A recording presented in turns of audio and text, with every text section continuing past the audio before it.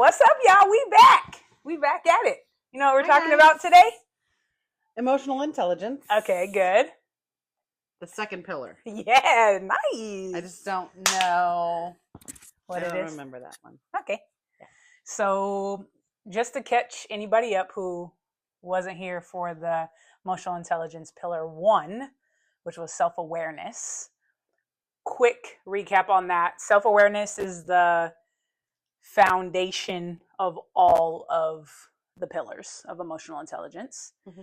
And it's foundational because if we don't know ourselves and we can't recognize what we're feeling and why we're feeling it, the rest of it kind of goes to crap. Yeah. So being extremely self-aware, knowing yourself, like all of us should know ourselves best. Sure. Nobody should know us better than us. So that is foundational for the rest of the 4 pillars, because self-awareness is about, I feel this because. And you cannot know what you feel unless you're in the intentional practice of getting to know yourself, of reflecting, and being able to name what you feel and why you feel it. Got it. So that leads us to pillar number 2, which is self-regulation. Oh, that's right. Yes. Which makes sense that self-regulation follows self-awareness. Because it's one thing to know what you feel, but then what do you do about it? That's the question. Have you ever been taught how to regulate your feelings? Have I ever been taught? Mm-hmm. Yeah, I think when you're younger, you're taught, like, when you're sad, you cry. It's okay to cry, but just don't cry too long. When you're mad. Right. So yeah, what do not you do? Really. No, I guess not. No. Right. So I think this is what we see happening in our world all the time, is a lack of knowledge of what we're supposed to do with what we feel. Yeah. And that is a big problem. Yeah. We just have a bunch of people running around the earth not knowing how to regulate and manage their emotions. Yeah. Yeah. That's not good. It isn't, because, well, we're not taught it, which is the biggest problem. Yeah. I think when we're young, I think we do get taught some things, but how to regulate really is only going to come from if someone specific who knows something about this is teaching you how to do it. Right. So if you go to therapy, your therapist is teaching you. If your parents have any sort of knowledge about this stuff, or maybe they've gone to therapy, then maybe they have some regulation skills. But other than that, I wasn't taught anything about self-regulation. Yeah. You know what I was taught? Suck it up. I'm sure a lot of people, when I say our age, I mean in the range between you and I. What are you trying to say? People in the range of our age, we're probably taught just that, because that's what our parents did. Yeah. For the most part. Because that's what they were taught. They were taught. Cycle just continues. But, yeah, that's not always best. Well, it isn't. I mean, suck it up. You're suppressing feelings. 100%. Yeah. And then eventually I feel like, well, it's different for everybody, right? It is. And also there's some similarities for all of us. First of all, I do want to say that there are times that we do have to just suck it up. Sure. When we have a job, right? We can't just sit and wallow in our emotions. We've got to still take care of business. Yeah. But that's why self-regulation is so important. If you have no skills, that's going to mess up everything. Yeah. So self-regulation at its basis is, when I feel this way, fill in the blank emotion, I know I can do fill in the blank to help myself. That's what self-regulation is, like, at its baseline. Knowing what we can do to help ourselves when we're feeling an emotion. Yeah. And there are studied, researched techniques of what people can do. So the part that's a little bit frustrating is the knowledge is there. The research is there, the expertise is there. It's all there. Yeah. We don't have a lack of expertise and knowledge in our world at this point. We can all access it.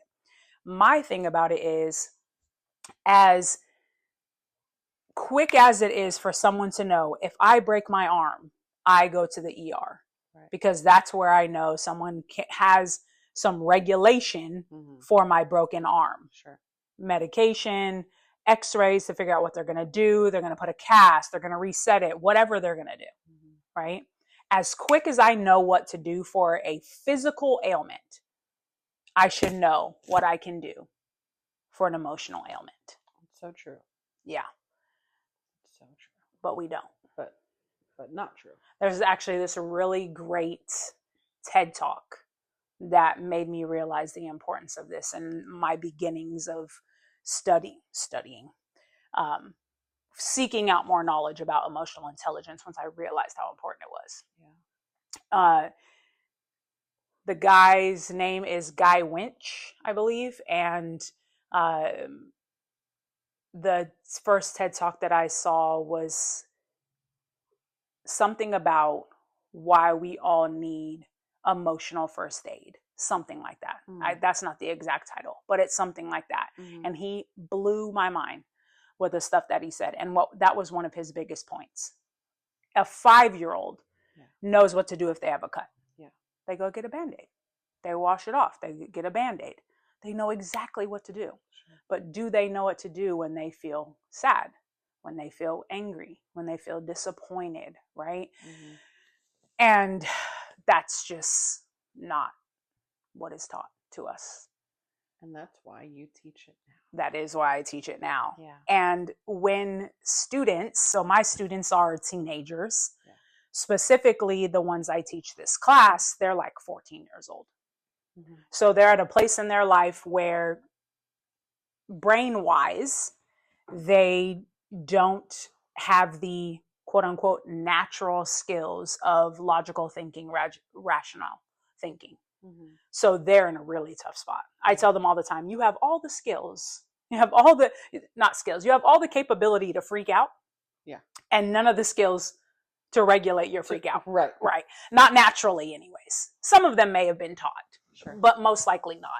And so they're feeling a lot of emotions and they feel really big and really important and devastating.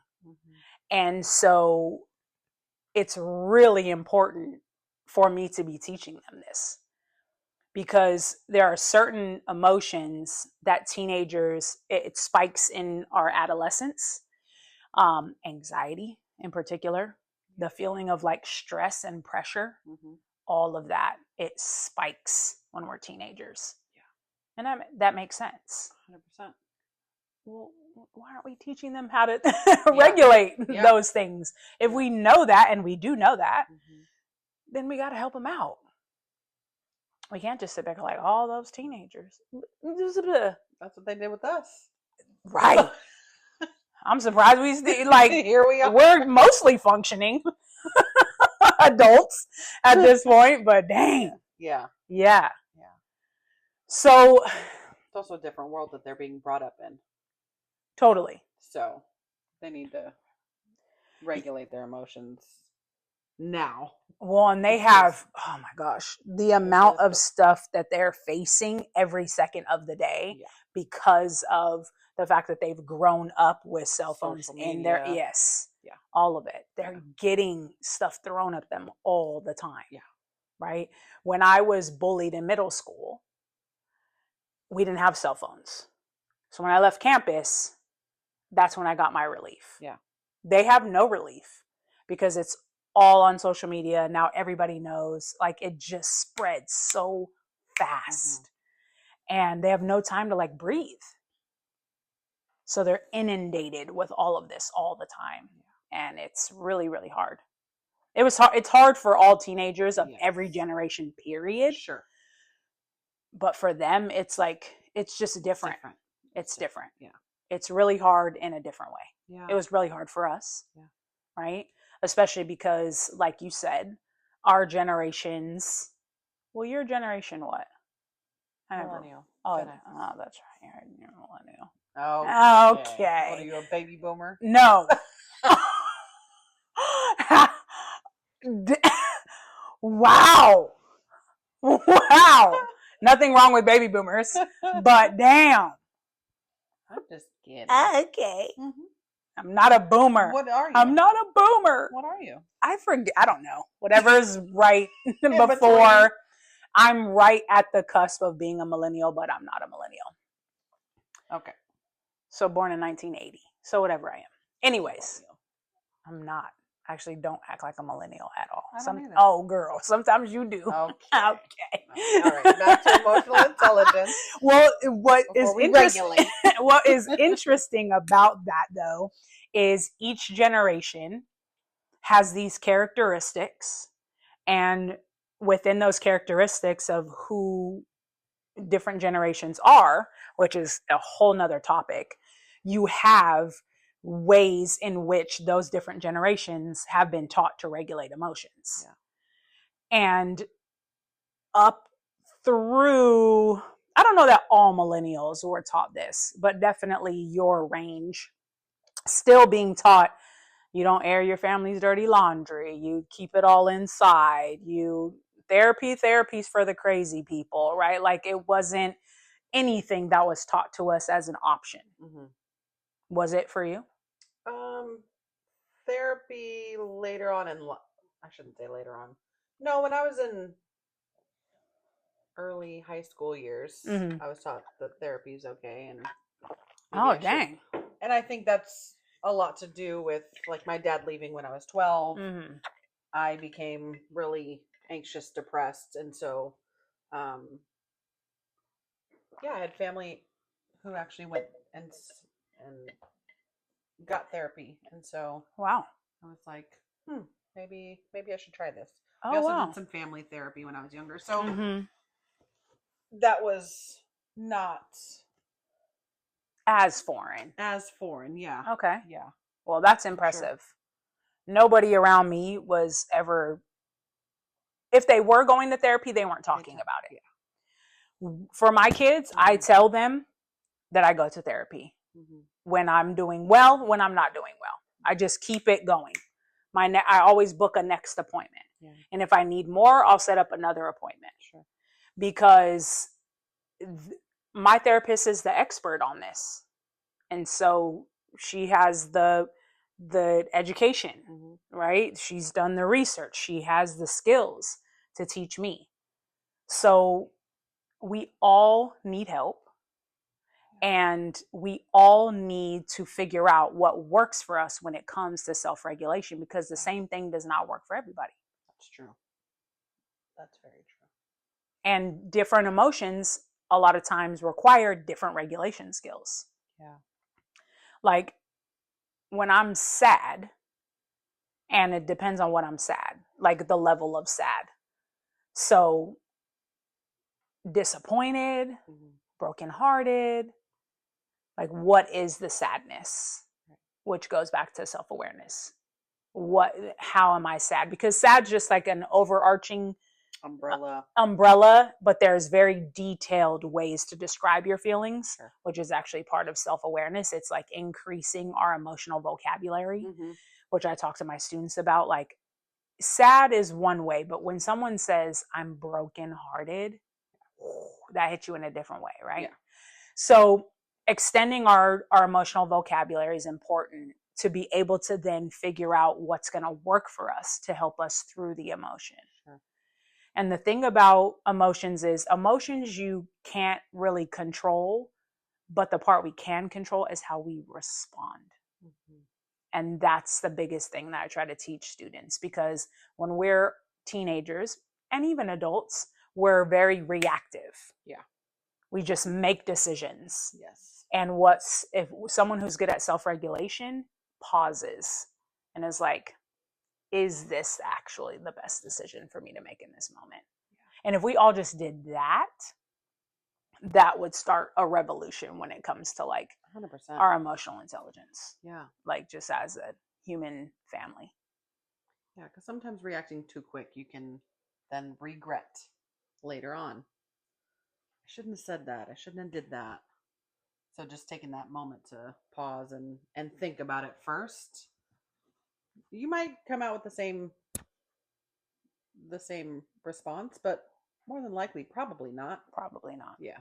Because delaying, right? Delaying the reaction gives your body time to get back in its like at least a calmer state. Yeah. Right? We talked about this in other videos, like recognizing where you're at. Yeah. If you're at a 10, shut your mouth. Yeah. Right? 10, 9, 8, 7, 6, probably. Yeah. Maybe when you can feel yourself getting down to a 5, you can start speaking some things, but give yourself time. Don't make any decisions 10 through 6. Yeah. No way. Yeah. And working on that skill of doing it. So if someone's really, so I have students who are very, very like quick to react. Most of them are like that, but some of them, like, that is a struggle for them for sure. Is they are very like, there's no pausing. They just, someone does something to make them mad and they react right away. Yeah. And it's not their fault. And that has been a big eye opener for me. Because when the fact that it's not their fault? Yes. Like recognizing that, okay, this is a kid. Yeah. And I know adults who don't have, like, respond in a similar way. We've all seen or been those adults that throw a tantrum. Yeah. We all go back to like very immature ways of being 100%. When we feel certain things. Guilty. Yeah. Same. Yeah. And so recognizing that, okay, this is just a kid who needs some self-regulation skills. Yeah. That's what it is. And that really just allows me to have some recognition of like, what is my response to this kid gonna be when they've done something that they shouldn't have done? Do you find that most kids want to learn how to be better? Or do you find that some kids are like, I'm just gonna stay this, like, very hard-headed and stubborn about it? I think it depends on when you talk to them when they're going through it. If you're talking to them at a 10, then no, they don't care at all about what you're saying. Sure. Yeah. So self-regulation, I don't know that this is self-regulation, maybe it's more empathy, but once someone becomes better at self-regulation, then they can notice when someone needs help with it and has that like understanding, like, oh, this person just doesn't have the knowledge, doesn't have the skills. Sure. So I think that is a big deal to me, is I've got to always remember who I'm working with and understand where their brain is at. Yeah. And then understand the human brain. Honestly, the more I understand about the human brain, the better. Because when you know how it works, it gives you the answers.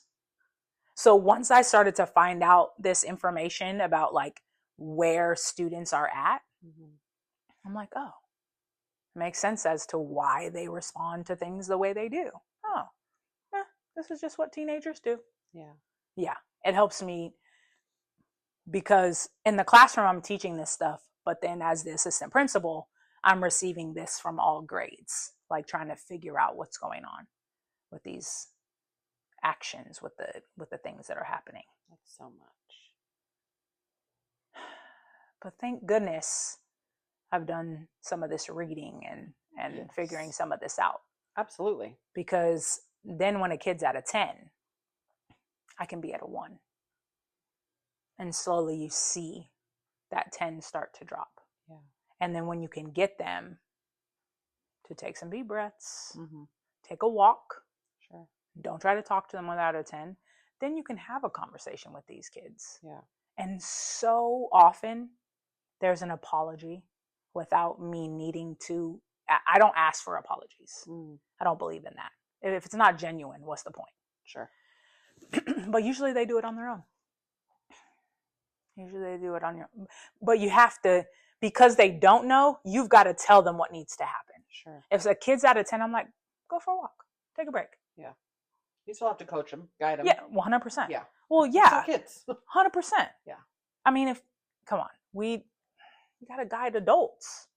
If you, oh my God, we're not going to get into this, but if you look at specifically our society in the United States, you have a bunch of people who are walking around and taking their trauma out on other people. Yes. Absolutely. There's a bunch of people walking around who haven't sought out or maybe can't afford because resources, right? Like, so this is not just, I am fortunate to be able to afford and have insurance that allows me to afford having therapy. Yeah. And I know not everybody has that, sure. Which is ridiculous. Yes. That's another conversation. Totally. Absolutely. So I do recognize that. But when we're adults with all of the information that's available to us at all times, it's up to us to figure this stuff out. Yeah. We have to. Well, we don't have to, but that's the thing. Right. We don't have to. So a lot of people don't. A lot of people don't. I know, but yeah, whole world would be better. Yeah. I've never understood because I've always been a person who wants to learn. You're very more. curious. I'm very curious about all the things, everything. So I want to constantly learn about XYZ. So I've never been able to fathom in my head, like you said, with all the knowledge that's out there, with the internet, with everything. Yeah. Why would somebody not go and seek any kind of information about helping themselves or helping others or whatever they're not good at or they need help with? Why would you not go find it? I don't know. Maybe because they're not self-aware. And that's a choice. Ding. That is a choice. Yeah. Narcissist, who we have both have had narcissists in our lives. There's no self-reflection, which means there's no self-awareness. So if you don't have the first pillar, right? It's like the foundation. If you don't have the foundation of something, it comes crumbling down. Sure. So if you're not self-aware, if you don't do self-reflection, why would they? Yeah. Why would they then seek the knowledge? Sure. So that, I think, is the easy answer to that question, is there's no self-awareness. Yeah. So if we're not reflecting on what we know we're good and not good at, then if that's not important to us, then the next step's not going to happen. So true. Yeah. So what are things that people can do to regulate their emotions? Can you think of any? And I'm just putting you on the spot right now. I like it. You don't like it? I don't like being put on the spot. Don't ask me questions. Do you know what you do when you're sad? Do you know what you do when you're mad? Like, if you think about the common emotions that you feel,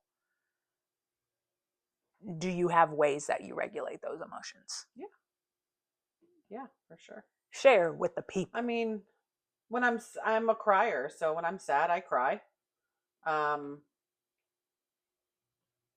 When I'm angry, sometimes I also cry when I'm angry. That's a different cry.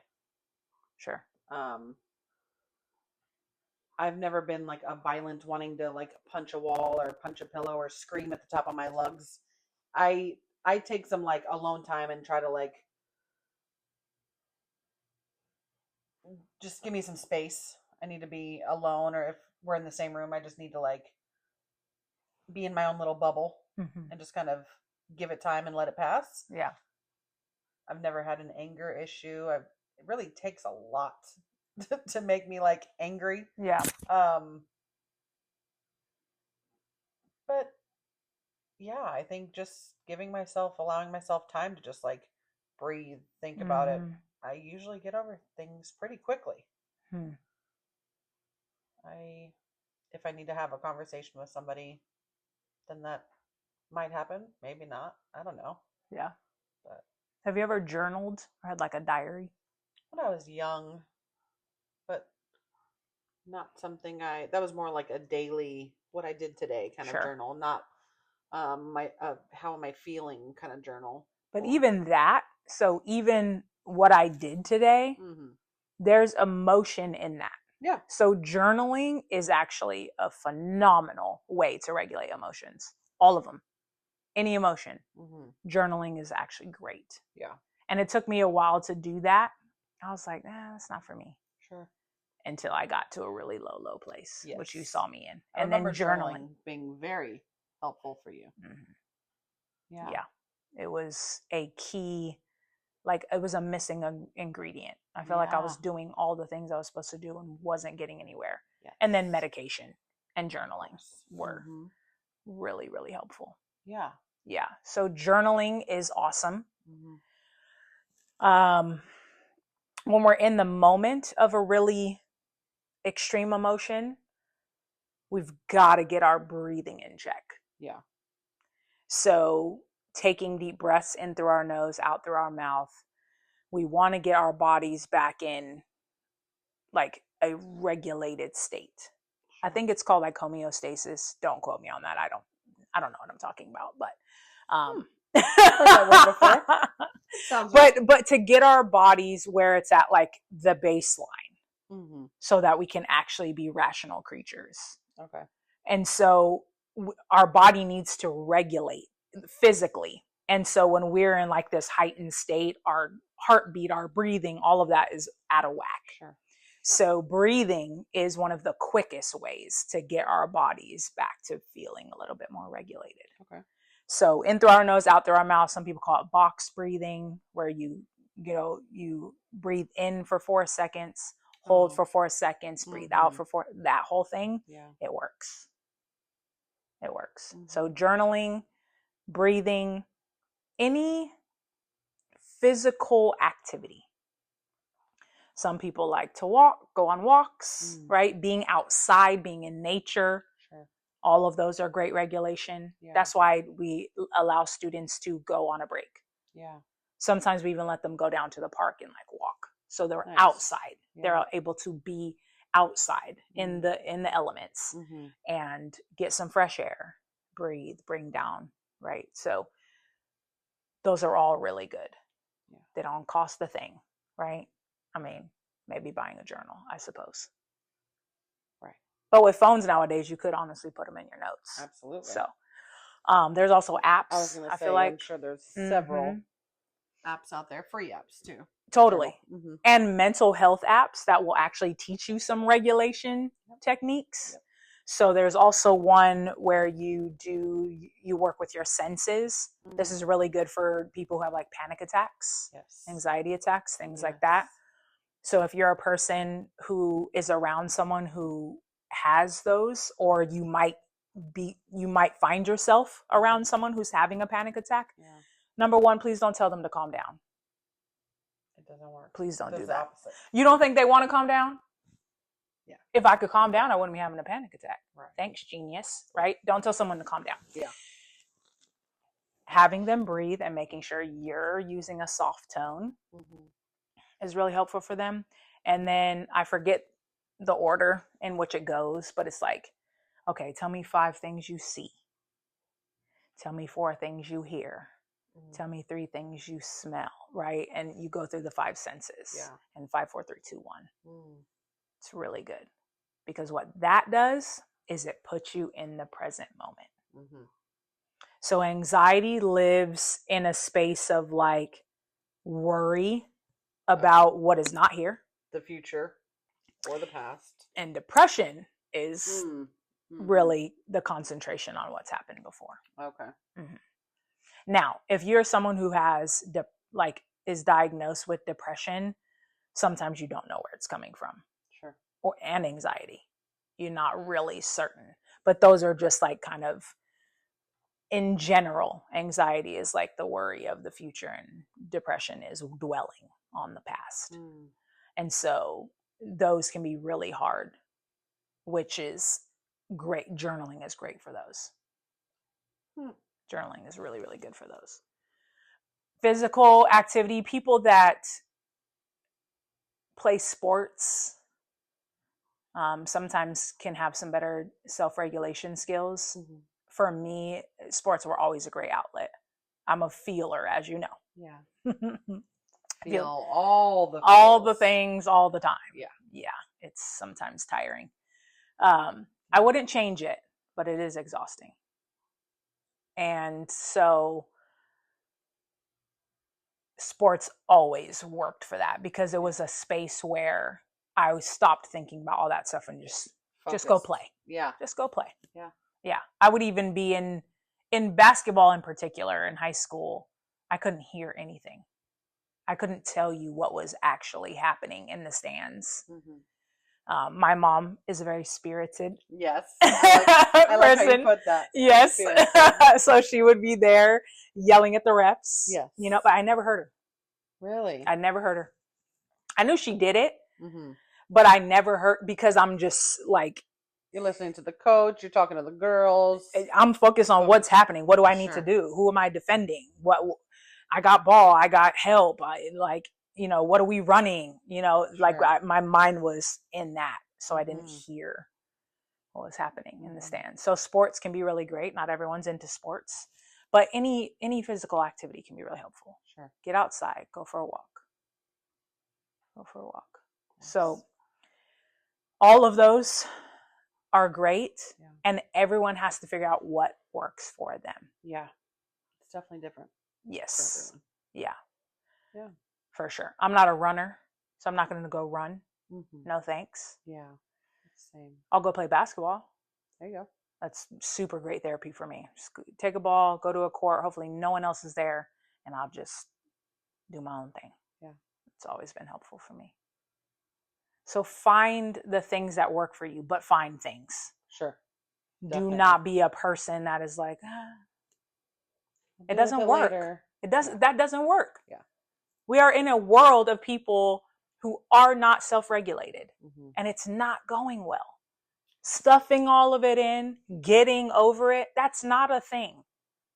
I tell this to students all the time. I'll use my phone as an example. I tell my students, what is getting over something going to do? Yeah. It's still there. You didn't do nothing. Yeah. There's been nothing. You just went over it. Okay, still there. Yeah. You have to go through it. And that's what people don't want to do. Because it hurts. It doesn't feel good. Yeah. Who wants to do that? Oh, you want me to work through my anger? Harder route. Girl, stop. Yeah, it's definitely the harder route. Mm-hmm. It's easier to stuff it down. It's easier to get over it. Yes. But it's not. But in the end, it's so harmful. It's so harmful to our physical body, to our mental health, to our relationships with other people. It is so destructive. Yeah. Yeah. I always bottled everything up. I still do. Same. I still do. Well, not anymore. I don't. But that was me. I didn't tell anybody how I was feeling. I did write poems, though. Yeah. That was the only way I found that I could get out some of my emotions. And the thing about journaling and paper, it's non-judgmental. 100%. Right? Like 100%. It can be scary to be vulnerable and to tell other people how we're feeling. That's why people don't do it. We avoid vulnerability, even though vulnerability is a necessity. We avoid it. Mm-hmm.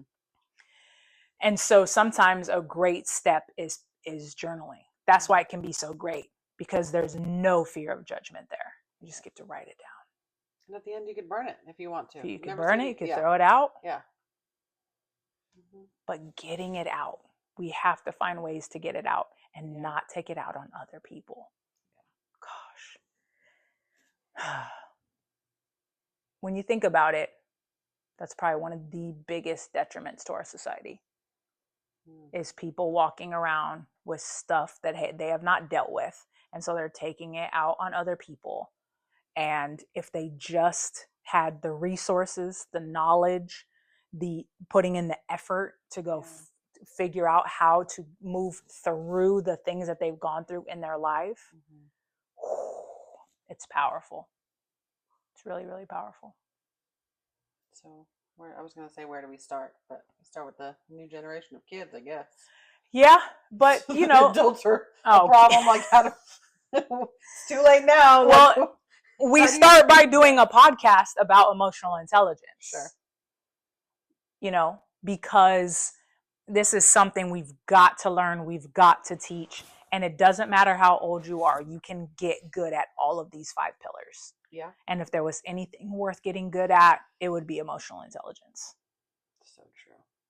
So we start with knowing, being curious, and intentionally finding what works for us and our emotions. Mm-hmm. And we decide not to be people that are going to take out our crap on other people. And we figure out what works for me to regulate my emotions. Yeah. And then we do it. We do it. And then things change for the better. You listening? Yeah. It starts with us. Starts always. Be the change. You can't rely on other people to do it. It always starts with us. Mm-hmm. And then when we know stuff, teach it. Yeah. Because Maya Angelou says, when you know better, you can do better. Facts. So you got to know something first before you can be better at it. Yeah. So it starts with the knowledge. And so hopefully people listen. Yeah. Regulators. Gotta regulate. Got to. So be self-aware and then be great at regulating our emotions. Okay. Take time to pause. Don't respond so quickly. Definitely don't respond on social media. Also, probably don't open your mouth. Right. Right? Yeah. Yeah. And then find what works for you. Okay. And next time we're doing self-motivation. Oh boy. Got a lot to say about motivation. I'm sure. Yeah, you know. I'm sure. All right. Cool. We good. Well, thank you so much. No, thank you. You're welcome. You're welcome. What are you supposed to say? Oh, yeah. Uh-huh. You're welcome. Crazy. Yes, that's also true. All right. We out. All right. We out. Deuces. Mooses. Stop.